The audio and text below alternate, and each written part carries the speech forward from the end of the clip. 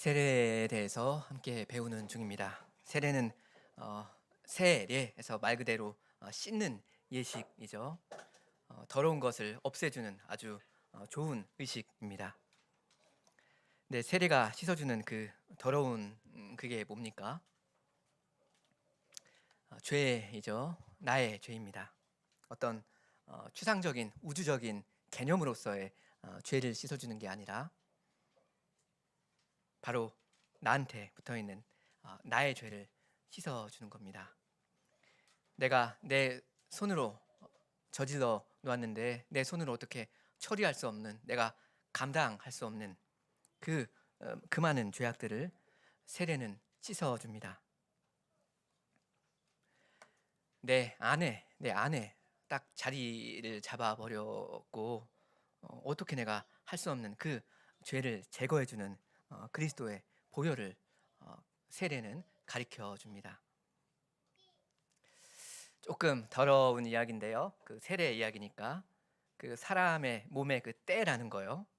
그게 뭐 피부에 분비물, 뭐 더러운 먼지, 뭐 땀, 피지 이런 게 막 뒤범벅 되어 있는 뭐 그런 거지 않습니까? 근데 이 때라는 거, 이게 정확히 어디에 있는 겁니까? 그 위치가 어디라고 여러분 생각하십니까? 제가 이걸 뭐 과학적으로 이렇게 연구를 해보고 뭐 그런 건 아니어서 제가 그냥 제 상식선에서 말씀을 좀 드리는 거니까 그 이 부분은 좀 얼추 좀 흘려 들으셔도 될 것 같습니다. 근데 제가 알기로 이 때라는 거는 이 사람의 피부 표면에 뭐 얼마만큼 있기도 하겠지만 이 때라는 건 사람의 그 피부 안에 있는 것입니다. 그러니까 어떤 때는 이제 이 피부 겉에 살짝 이렇게 걸쳐 있는 뭐 그런 때도 있겠지만, 근데 또 어떤 때는 이 모공 안에 들어가 있기도 한 것 같습니다.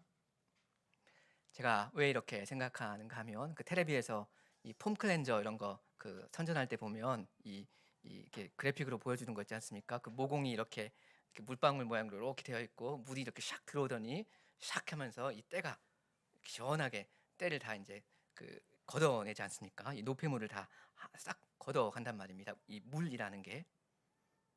그러니까 그런 때는 피부 밖에 있다, 이 표면에 얹혀 있다 이렇게 말한다기보다는 이 피부 안에 들어가 있다 뭐 이렇게 말해도 괜찮을 것 같습니다. 이 때가 사람의 피부 안에 들어가 있다, 몸 안에 있는 거다 이렇게 생각할 만한 근거가 또 하나 있습니다. 그 연두색 그 때밀이 그 수건, 그 수세미 그거 아시죠? 그 목욕탕에 가면 그걸 이제 전문적으로 이제 밀어주는 분도 계신데 그 뜨거운 물로 때를 좀 불렸다가 이렇게 물 좀 묻히고 이 박박 밀고 이렇게 되면 그 어떻게 됩니까? 그 상당한 양의 그 때가 나오지 않습니까? 그게 다 어디서 어디서 나온 겁니까? 그 많은 때가 이 피부 표면에만 그냥 살짝 걸쳐 있었다 이렇게 말하기는 조금 어려운 것 같습니다. 그러니까 이건 묵은 때란 말입니다. 이게 피부 안에 정말로 꼭꼭 숨어 있었던 게 이렇게 하니까 밖으로 나온 겁니다. 포인트가 뭐냐 하면 때라는 건 사람 안에 있는 거다 하는 겁니다. 이 때라고 하는 그 추하고 더러운 그게 어디 어, 다른 데 가 있는 게 아니라, 혹은 표면에만 살짝 얹혀 있는 게 아니라 그게 내 안에 있다 하는 겁니다. 근데 물로 이걸 씻으면 이게 이제 그 내 몸 밖으로 나오게 된다는 겁니다. 내부에 있었던 더러운 게 외부로 이렇게 나오는 겁니다. 걷어내지는 겁니다. 다시 말하면 분리가 일어나는 겁니다. 사람의 몸을 물로 씻는다는 거, 이건 이렇게 그 몸 안에 있었던 그 무엇을 몸 밖으로 꺼내서 완전히 분리시키는 그런 것인 것 같습니다. 그냥 그 화장실 하수구로 이제 흘려보내고 내버리지 않습니까? 그렇게 함으로써 이 더러웠던 내 몸이 깨끗해지는 겁니다. 내 안에 있었던 그 더러운 것을 내 밖 바깥으로 내 보냄으로써 그렇게 됩니다. 근데 바로 세례가 이렇게 물로 씻는 예식이죠. 그 세례의 물, 그 물이 그 그림으로 그 보여주는 그 실체가 무엇입니까? 그리스도의 보혈이죠. 그 보혈이 우리의 영혼의 죄를 깨끗하게 씻어 주는데, 죄를 씻는다 하는 말은 다시 말하면 죄를 나로부터 분리시킨다라는 말입니다. 내 안에 있었던 죄를 내 바깥으로 내보낸다 이겁니다. 이 때가 더러운 거라면 죄는 얼마나 더러운 겁니까? 죄라는 이것보다 이 세상에 더 더럽고 가증하고 역겹고 끔찍한 거, 그런 거 없지 않습니까? 눈에 보이는 이 피부의 때, 이런 거는 아무것도 아닐 겁니다. 근데 문제는 이렇게도 끔찍한 이 죄라는 게 어디죠? 바깥에 가 있는 게 아니라 내 안에 있다 하는 겁니다. 그게 문제입니다. 말하자면 이 죄라는 게 이 죄인의 일부를 구성하고 있는 겁니다. 죄인은 과연 문자 그대로 죄인입니다. 죄인. 어찌할 수 없는 죄인입니다. 우리 마가복음 7장을 좀 같이 보면 좋겠습니다. 마가복음 7장 20절 이하입니다.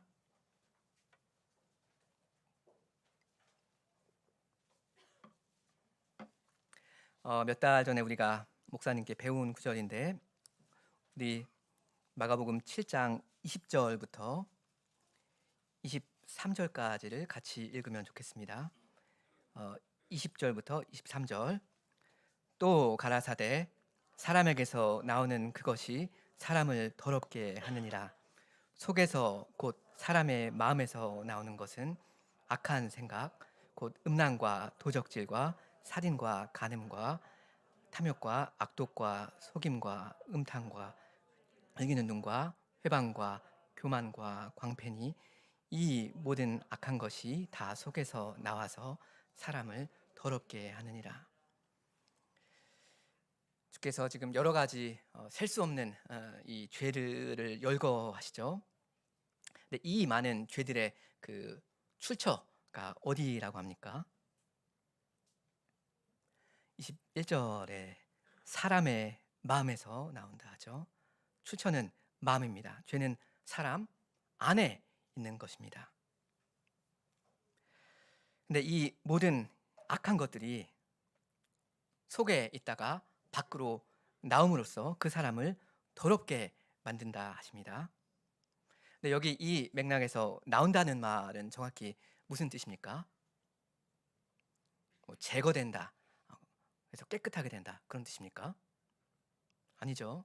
여기서 더러운 것이 나온다는 거, 마음속에서 나온다는 건 죄를 범한다라는 말이지 않습니까?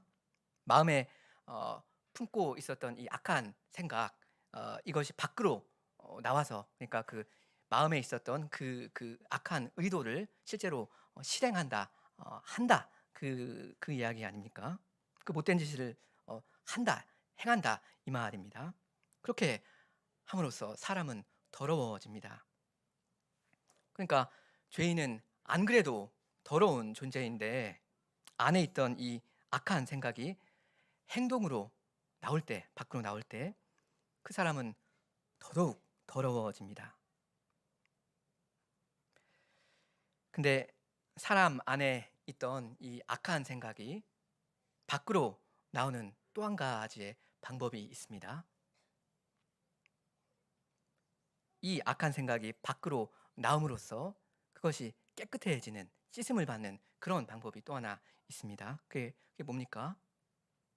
그 악한 생각을 고백하는 겁니다. 내 안에 있는 이 악한 생각을 행동으로 실행하는 대신에 그걸 내 입으로 주님께 자백하는 겁니다. 그럼 그렇게 할 때 그 결과가 뭡니까? 고백할 때 요한일서 1장 9절 말씀입니다.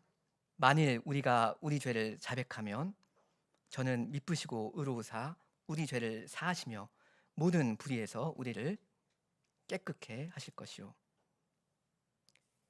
자백하면 깨끗게 하신다. 주님께서 모든 불의에서 우리를 깨끗게 하신다는 거, 이 사실을 보여주는 게 세례 아닙니까? 예수님의 보혈이 우리의 그 더러운 죄를 다 씻어 주십니다. 우리를 흰 눈처럼 하얗게 만드십니다. 내 안에 있었던 그 더러운 죄를 내가 고백할 때, 밖으로 이렇게 내보낼 때, 그 주님께 맡길 때 그 더러운 죄로부터 주님께서 나를 완전히 분리시켜 주십니다. 시편 103편 12절에 동이 서에서 먼 것 같이 우리의 죄가를 우리에게서 멀리 옮기셨다 하시죠. 세례는 우리 죄를 우리로부터 분리시키는 게 그게 전부가 아니죠. 분리와 동시에 연합이 일어납니다. 세례는 우리를 성부, 성자, 성령 삼위 하나님께 연합시킵니다. 죄로부터 분리, 삼위 하나님께 연합. 이제 우리는 죄와는 아무런 상관이 없는 사람이 되고 삼위 하나님과는 모든 관련이 있는 그러한 거룩한 의인이 됩니다. 우리가 그렇게 되었습니다. 그리스도 안에 있으면 더 이상 더럽지 않습니다. 그리스도 안에 있으면 거룩합니다. 그러니까 거룩하게 살아가야 하겠습니다. 오늘은 이 34조 나머지 부분을 함께 배우겠습니다. 그 유아 세례 이야기인데 그 둘째 쪽 중간에 중간에 따라서 우리는 거기 찾으셨습니까? 그 문단 하나 같이 고백하겠습니다. 네 줄입니다. 따라서 우리는 오직 한 번만 받는 세례에 만족하지 않을 뿐 아니라 신자의 어린 자녀에게 세례 주는 일을 정죄하는 제세례파의 오류를 배격합니다. 제세례파는 자기의 신앙을 그 고백한 사람에게만 세례를 베풀 수 있다 했죠. 그러니까 아이들한테는 세례 주면 안 된다. 정죄했습니다. 이때 이 고백서가 말하는 이 16세기 제세례파 사람들은 굉장히 과격한 사람들이었습니다. 세례 문제뿐만 아니라 여러 가지 측면에서 우리가 도저히 용인할 수 없는 뭐 그런 차이가 있었습니다. 요즘에 유아 세례를 그 부인하는 그 교단 중에 우리가 아마 가장 친숙하게 아는 데는 침례 교회일 것 같습니다. 요즘 침례 교회는 이때 이 16세기 때 제세례파처럼 그렇게 막 나가고 그렇게 과격한 그런 교단은 아닌 것을 아시면 좋겠고요. 오늘은 이런 분들의 주장을 일일이 뭐 이렇게 반박하고 설명하고 그렇게 하는 것보다는 그 개혁교회 그리고 장로교회에서 이해하고 있는 이 유아 세례 전반에 대해서 조금 말씀을 드리려고 합니다. 우리 다음 문단 같이 읽겠습니다. 우리는 과거 이스라엘의 어린 자녀들이 우리 자녀들에게 주신 것과 동일한 약속에 근거하여 할례를 받았던 것처럼 우리 자녀들도 세례를 받고 언약의 표로 인침을 받아야 한다고 믿습니다.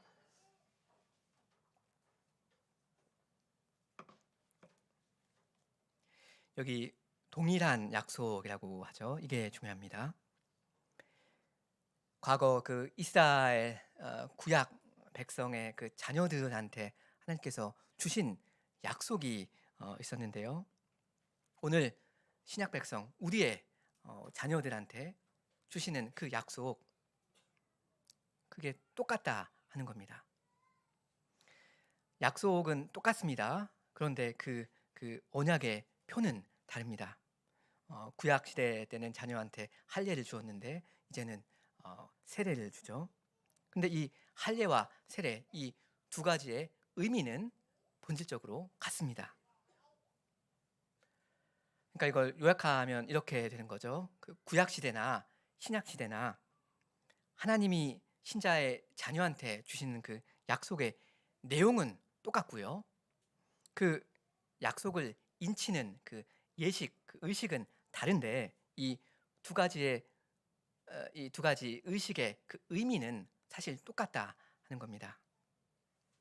유일하게 달라진 건 이 할례가 세례로 이렇게 업데이트되면서 업그레이드 되었다. 뭐 이겁니다. 그러니까 똑같다. 똑같다는 거 이게 중요합니다. 침례교 같은 데에서는 이 구약과 신약을 우리보다는 좀 더 분리해서 이렇게 많이 다른 것으로 이해하는 성향이 있는데 개혁주의에서는 그것보다는 이 연속성을 좀 더 강조합니다.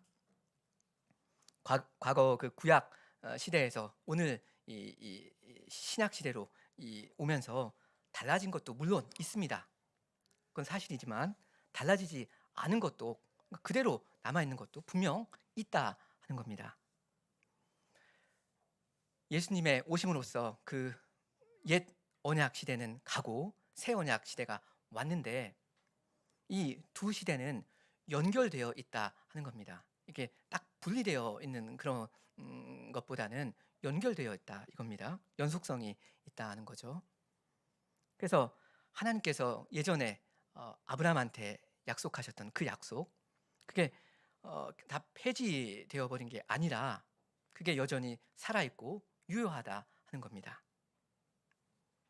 그 하나님께서 창세기 17장 아까 읽었죠. 17장에서 그 할례를 명하시면서 주신 그 약속의 말씀 있죠.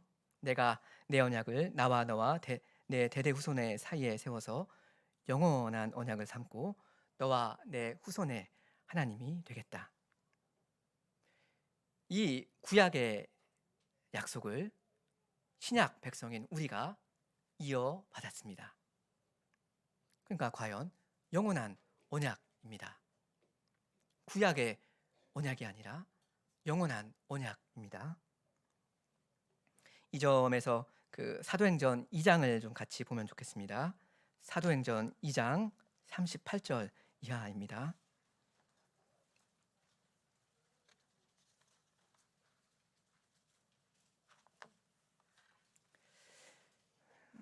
오순절날 그 신약의 교회가 출범한 그 아주 중요한 역사적인 날에 그때 사도가 전한 중요한 말씀입니다. 제가 2장 38절을 읽습니다. 베드로가 가로되 너희가 회개하여 각각 예수 그리스도의 이름으로 세례를 받고 죄 사함을 얻으라. 그리하면 성령을 선물로 받으리니.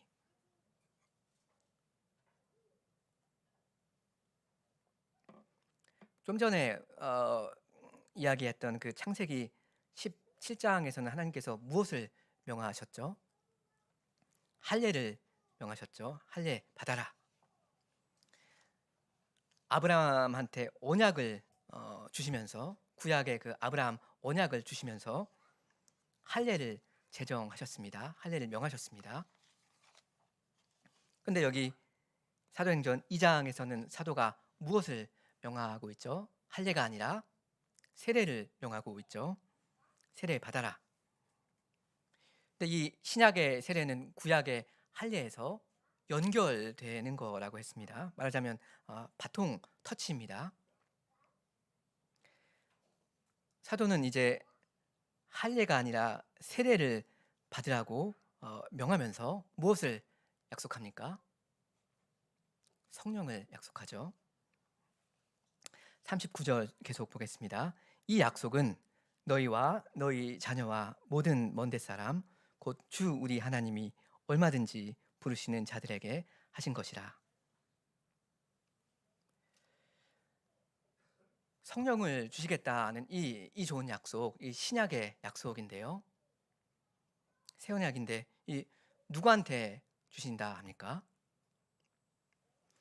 이날 이 오순절에 이 베드로의 이 설교를 듣고 마음에 찔린 그 사람들, 그 말하자면 그 신자들 본인한테만 해당되는 약속입니까? 이게 아니죠. 여기 그러지 않습니까? 이 약속은 너희와 너희 자녀와 모든 먼데 사람 곧 주 우리 하나님이 얼마든지 부르시는 자들에게 하신 것이다 하지 않습니까? 세 가지가 나오죠. 너희, 너희 자녀, 그다음 모든 먼데 사람. 네, 이 너희 자녀 이거를 생각하기 이전에 일단 그 다음에 나오는 말 모든 먼데 사람 요걸 먼저 좀 생각하면 좋겠습니다. 모든 먼데 사람 곧 주 우리 하나님이 얼마든지 부르시는 사람들. 이건 지금 세계 곳곳에 퍼져 있는 이방인들 이야기하는 것 아닙니까? 그 민족들이요. 이 예루살렘 이게 지금 예루살렘에서 있었던 설교인데 이 예루살렘에서 저 멀리 떨어져 있는 이방 민족들 그 사람들한테도 성령을 주시겠다 하는 그 약속. 그 사람한테도 이 약속이 얼마든지 해당된다 이겁니다. 이거 무슨 약속입니까? 어떤 언약 지금 이야기하는 겁니까? 어떤 전혀 구약과 상관없는 완전히 새로운 그런 언약 지금 이야기하는 겁니까? 이거 무슨 언약입니까? 아브라함 언약이죠. 이건 아브라함한테 주신 약속입니다.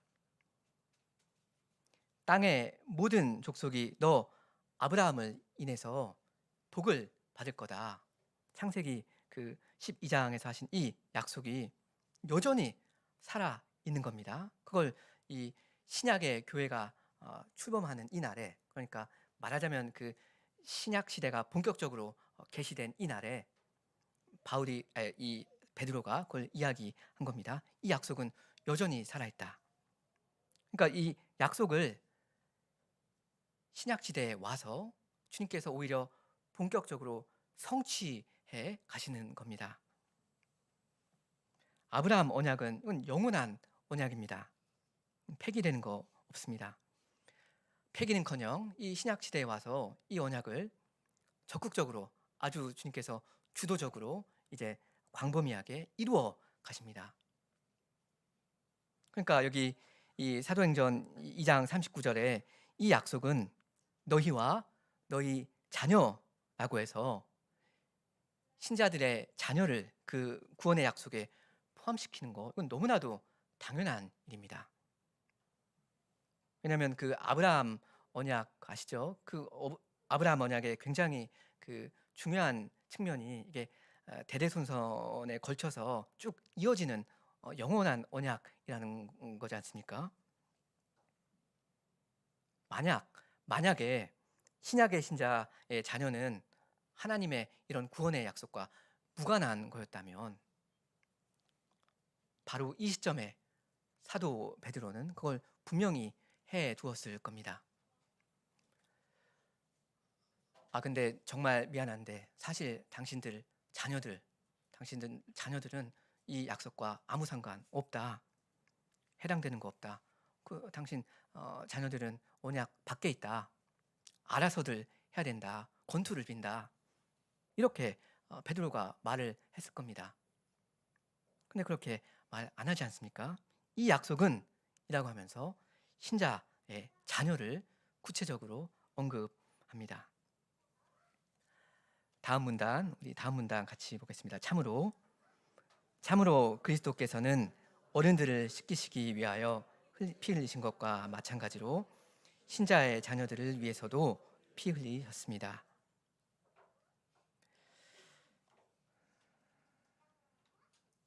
그리스도의 십자가가 그 사역이 신자의 자녀들과도 관계가 있다는 말이죠.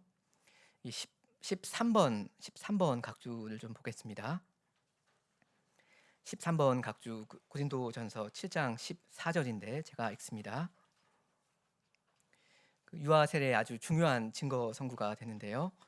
믿지 아니하는 남편이 아내로 인하여 거룩하게 되고 믿지 아니하는 아내가 남편으로 인하여 거룩하게 되나니 그렇지 아니하였다면 너희 자녀도 깨끗이 못하니라. 그러나 이제 거룩하니라. 실제로는 거룩하다 이거죠. 깨끗하다 이겁니다. 부부 중에서 한 명은 신자인데 한 명은 불신자인 그런 경우 이야기입니다. 여기 믿지 않는 남편이 아내로 인해서 거룩하게 된다는 말은 그 불신자가 불신의 상태에 여전히 머물고 있어도 그래도 뭐 구원 얻는다, 그런 말은 당연히 아닐 겁니다. 그 말보다는 그 불신자가 여전히 믿지 않고 있는 이 사람이 믿는 자기의 그 배우자 덕분에 여러 가지 선한 그 영향을 받게 된다. 어떤 혜택들을 누리게 된다. 적어도 어떤 제한적인 의미에서는 하나님께서 특별하게 베푸시는 은혜가 있다. 이런 말일 겁니다. 여기 하반절이 근데 중요한데, 먼저 생각할 게 뭐냐면, 어떤 가정의 자녀가 깨끗하지 않은 경우도 있다 하는 겁니다. 자녀가 부정한 경우입니다. 어떤 상황이죠? 부모 둘 다 불신자인 경우입니다.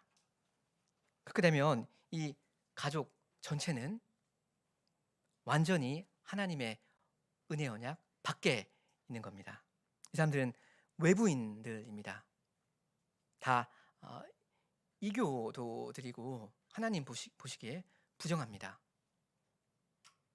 근데 부모 중에 한 명이라도 신자인 경우에, 그런 경우에는 그 자녀가 깨끗하다, 거룩하다 지금 말씀하십니다. 이건 하나님께 구별되었다 이런 말인데, 하나님께서 이 자녀들을 특별 대우하시고 그 믿는 부모를 통해서 그 복을 내리신다 하는 그런 말입니다. 그러니까 당연히 교회는 이 아이한테 세례를 줘서 그 불신자의 자녀들과 구분을 해야 됩니다. 구별해야 됩니다. 물론 이것을 오해하면 안 되겠죠. 이 아이들이 무엇을 하든지 아무런 상관없이 무조건 구원하시겠다 이런 건 아닙니다. 세상에 그런 법은 없습니다. 그리스도를 믿지 않아도, 그리스도를 거부해도 그래도 구원받는 그런 것은 그런 길은 없습니다. 다음 문단 보겠습니다. 그러므로 여호와께서 율법에서 어린아이가 태어나면 곧바로 어린 양을 제물로 드리도록 명하셨듯이 우리 아이들도 그리스도께서 그들을 위하여 행하신 일의 표와 성례를 받아야 합니다.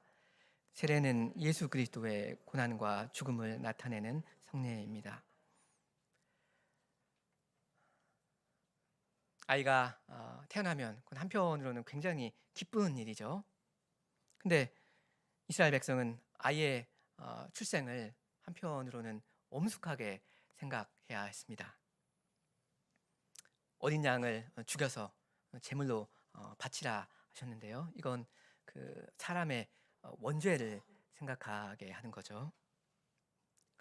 사람은 결코 깨끗하게 순수하게 태어나지 않습니다. 사람은 죄인입니다. 그래서 그 더러운 걸 깨끗하게 하는 의식을 주님이 주신 겁니다. 이건 우리 신약 시대 때도 마찬가지죠. 신약 시대에서는 세례가 그 죄 씻음의 표와 인입니다. 마지막 문단 고백하겠습니다. 이전에 할례가 이스라엘 백성에게 지녔던 의미와 지금 세례가 우리 자녀에 대하여 갖는 의미가 동일하기 때문에 바울은 세례를 그리스도의 할례라고 부릅니다. 세례를 그리스도의 할례라고 부르는 건 상당히 명시적으로 이 둘을 이제 연결하는 거죠. 그리스도께서 자기 피를 단번에 흘리심으로써 할례를 성취하시고 그 세례를 제정하셨다. 지난주일에 말씀드렸습니다. 한두 가지만 더 말씀드리고 마치겠습니다.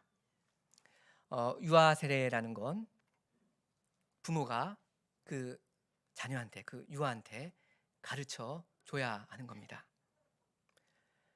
반드시 그래야 하는 겁니다. 왜냐하면 아이가 자기가 세례를 받았다는 사실을 자기가 스스로 알아서 알 수 있는 방법은 없기 때문입니다. 그 구약의 할례는 그렇지 않았죠. 이 그 할례라는 건 그 몸에 영구적으로 죽을 때까지 남아 있는 것 아닙니까? 그러니까 누가 뭐 일러주지 않아도 말하자면 자동적으로 알게 되는, 본인이 알게 되는 그런 것이었습니다. 근데 세례물은 그냥 뭐 다 날아가 버리지 않습니까? 말하자면 내가 세례를 받았다는 증거가 안 남습니다. 그러니까 부모는 그걸 증언해 주어야 합니다. 증거가 없으니까 증언해 주어야 합니다. 그걸 부모가 증언해 주지 않으면 아이는 자기가 세례교인이고 거룩한 교회 안에 있다는 사실, 은혜교회, 은혜 언약 안에 있다는 이 엄청난 사실을 알 수가 없게 되어 있습니다. 그렇죠? 그러니까 얘야, 너는 몇 년, 몇 월, 며칠 날 누구누구 목사님한테 세례를 받았단다. 내가 너를 이렇게 안고 있었단다. 이걸 구체적으로 종종 가르쳐 줄 필요가 있습니다. 상기시킬 필요가 있습니다. 세례는 꾸준히 상기해 줘야 하는 그런 겁니다. 다른 사람이 본인에게, 그리고 자신이 본인 자신에게, 그리고 당연히 그 의미를 설명해 줘야 됩니다. 유아 세례의 그 의미를 설명해 줌으로써 부모는 그 아이를 이 성찬상으로 인도합니다. 이 아이가 아무것도 알지 못하는 죄인이었을 때, 어찌할 수 없는 죄인이었을 때 하나님께서 어떤 복된 약속을 일방적으로 주셨는지, 그 약속을 어떻게 일방적으로 그냥 선언해 주셨는지, 그리고 어떤 의무를 요구하시는지 그걸 수시로 알려줘야 됩니다. 집에 앉았을 때든지, 길에 행할 때든지, 누웠을 때든지, 일어날 때든지 하나님의 말씀을 항상 가르쳐 줘야 됩니다. 주의 교양과 훈계로 양육해야 됩니다. 왜냐하면 세례물 그 자체가 사람을 절대 구원 못한다 말입니다. 세례는 그리스도가 아니죠. 세례는 그리스도를 가리키는 겁니다. 그러니까 부모는 오직 그리스도를 의지해서 그리스도를 전해야 됩니다.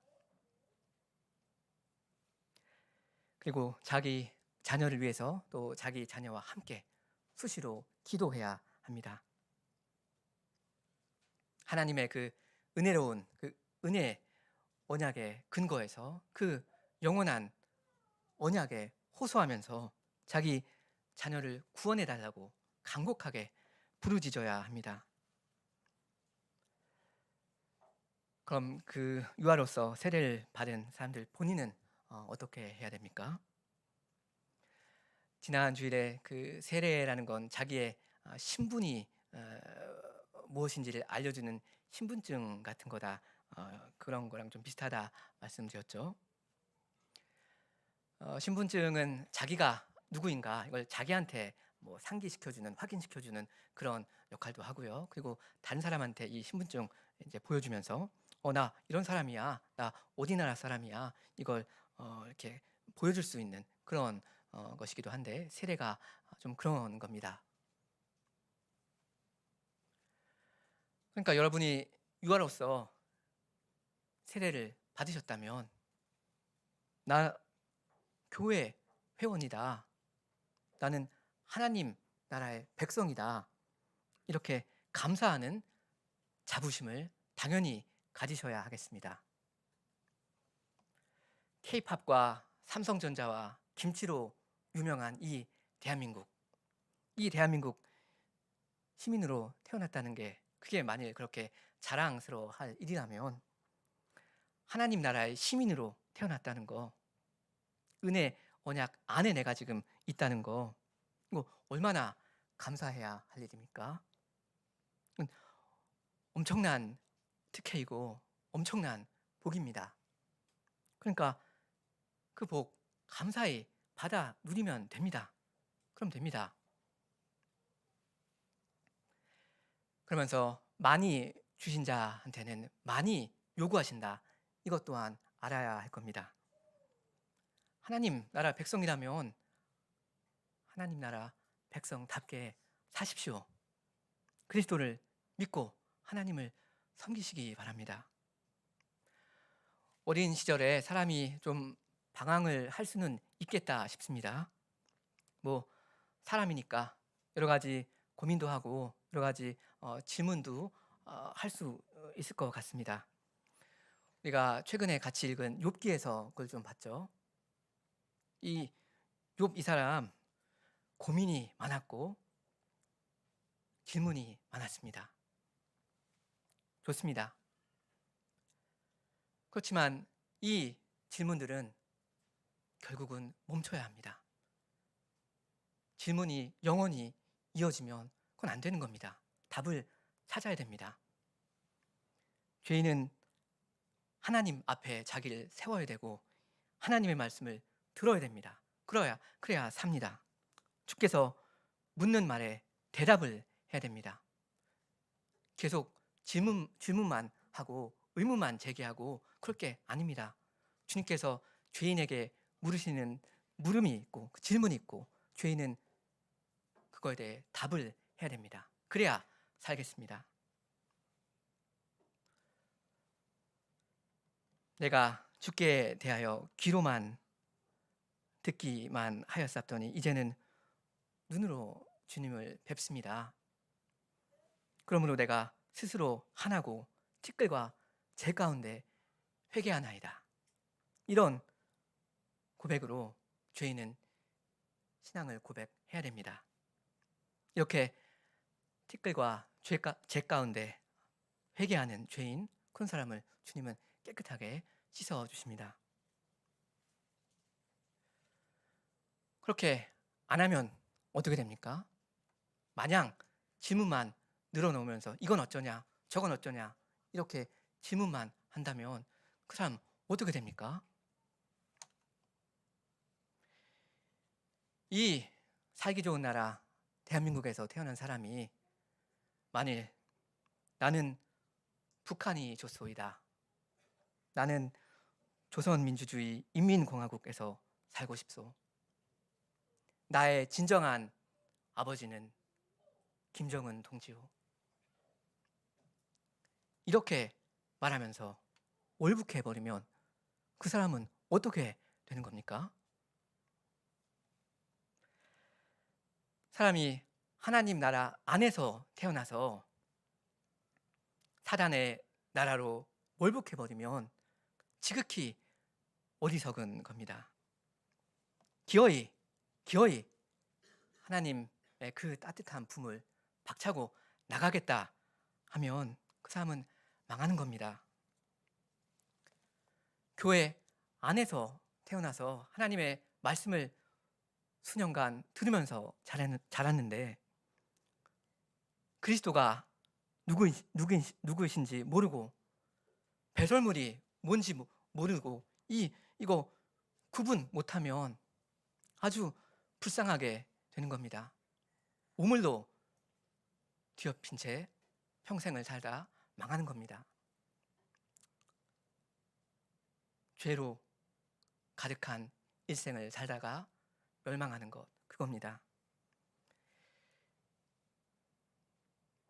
그리스도와 배설물 이 둘을 분간하지도 못하는 불행한 사람이 우리 중에는 한 사람도 없기를 바랍니다. 여러분 모두 다 회개하고 그리스도를 믿으시기 바랍니다. 함께 기도하시겠습니다.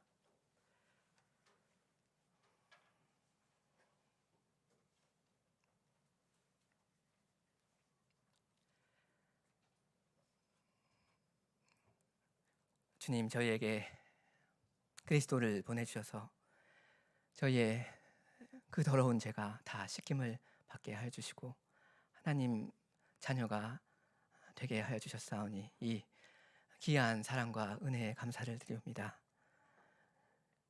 믿음이 없고 또 믿음이 연약한 저희들에게 믿음을 주시고 그 믿음을 더 굳세게 하여 주시려고 세례를 제정하여 주셨으니 하나님의 그 배려에 감사를 드리옵니다.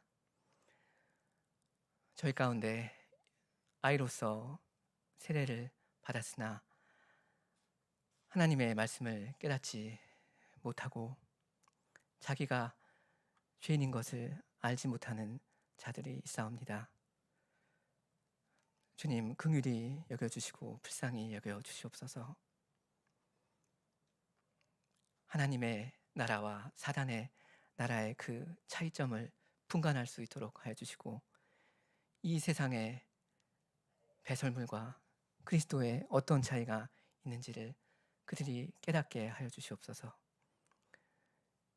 하나님의 품을 떠나고 교회의 품을 떠나 방황하고 있는 주님의 자녀들을 주님께서 이리로 돌이켜 주시옵소서. 예수님의 이름으로 기도합니다. 아멘.